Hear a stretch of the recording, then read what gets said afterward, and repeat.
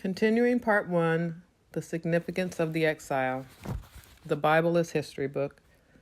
A true history book in the sense of real history has been preserved, not incidentally, even though, reasoning from our viewpoint of perceptibility, it might look that. It has been preserved because this book is a book with the words which the Shekinah brings with her from the other world into this exile. It is the book which indeed every neshama knows and often recognizes as such in this world, however faintly. This book in the words of heaven contains the great totality which, like a crystal, forms a unit there, and which, as soon as these words are seen in the images of this earth, causes the great totality to evolve in an order of precedence, one thing after the other, as happening, very much like a scroll which is unrolled but continues to form a unit all the same. The unrolling of the scroll, reading it, causes the happening in the world. And our happening in our space-time is woven after the pattern whose fundamental structures are indicated in the words of the scroll. This book is a miracle similar to the coming of the neshama into this life. It similarly is a gratuitous act. The book is called Torah because it teaches the real history, both of the world and of each individual person. History is everything which existed previously, all that existed before the birth of this world and this life. The two concepts back each other.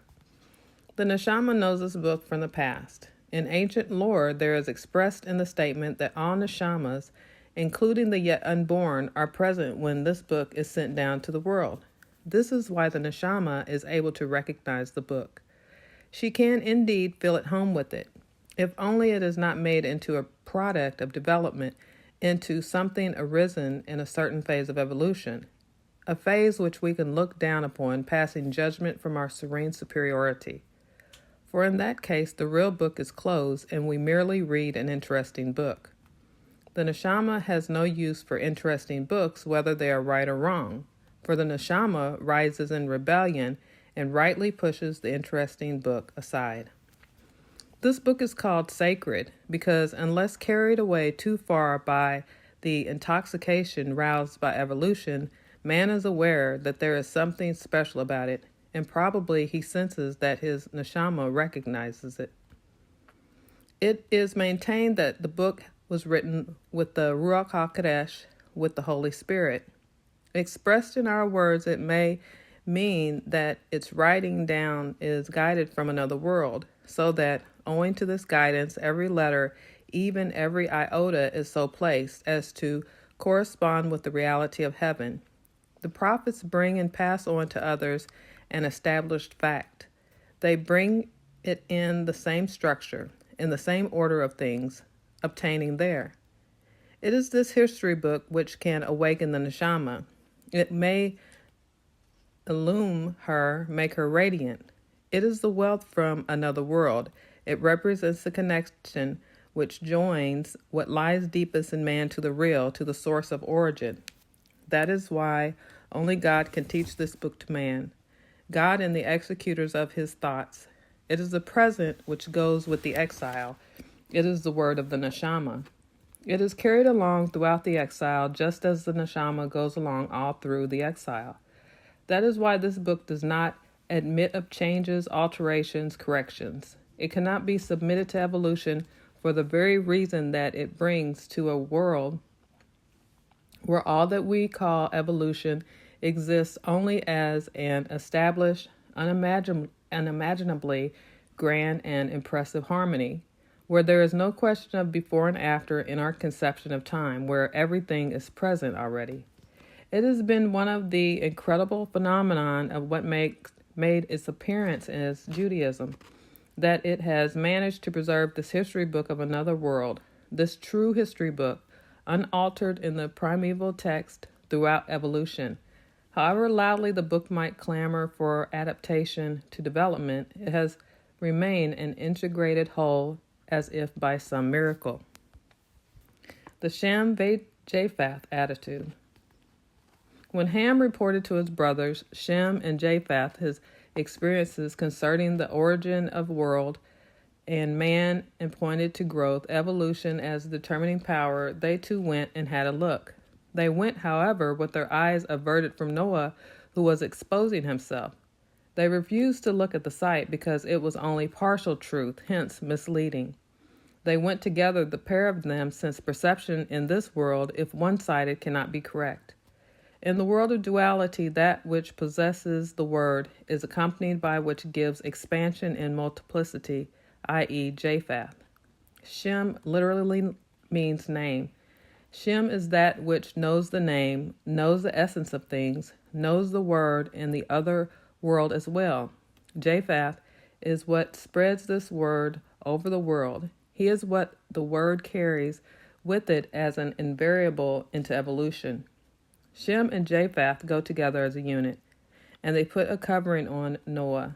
They consciously cover up what obtrudes itself as appearance, as phenomenon. They maintain that it is delusive, dangerous, that it can only present itself, obtrude itself, like this in the Intoxication of Evolution. They destroy the deity propounded by Ham.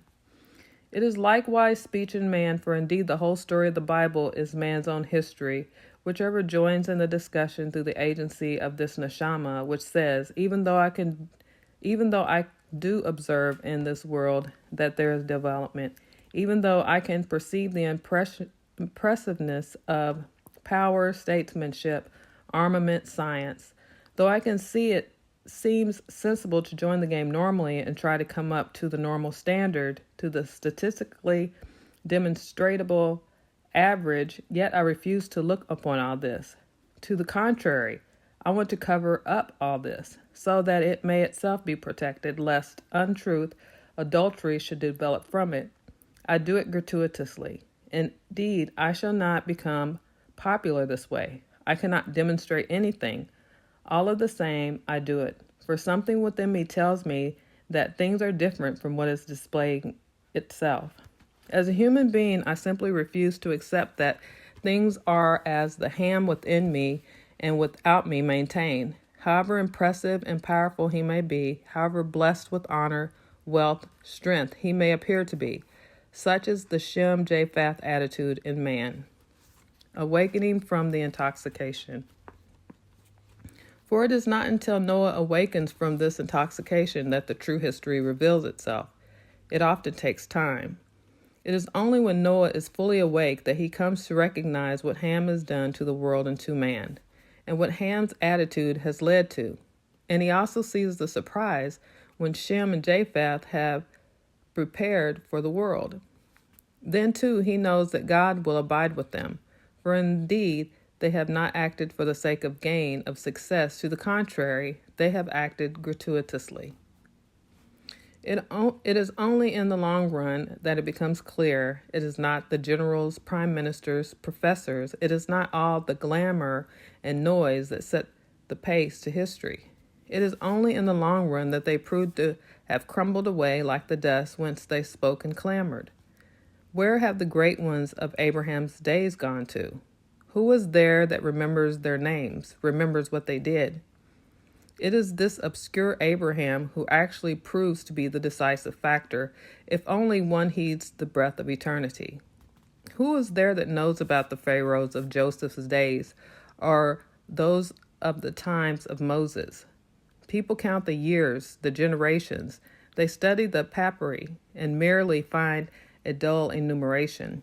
For the story of Joseph lives down to the present day, and everybody knows the story of Moses will live into all eternity.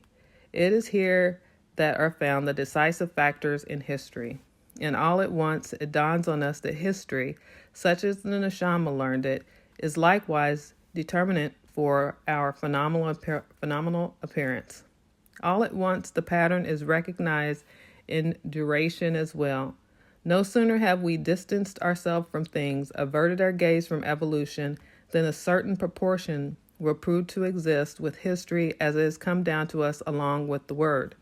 Justice and injustice acquire a different footing, a different justice and a different injustice, another good and another bad, another life and another death prove to have ascendancy. In the light of that pre-mondial history, everything will acquire a different hue by and by.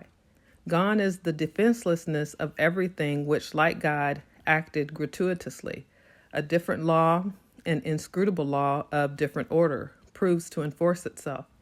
That which is glamorous in duration is forgotten.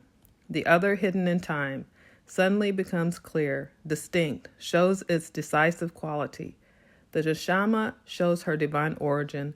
The life of the body, with its common propensity for strength, honor, wealth, in the long run proves to be of little or no account for the real.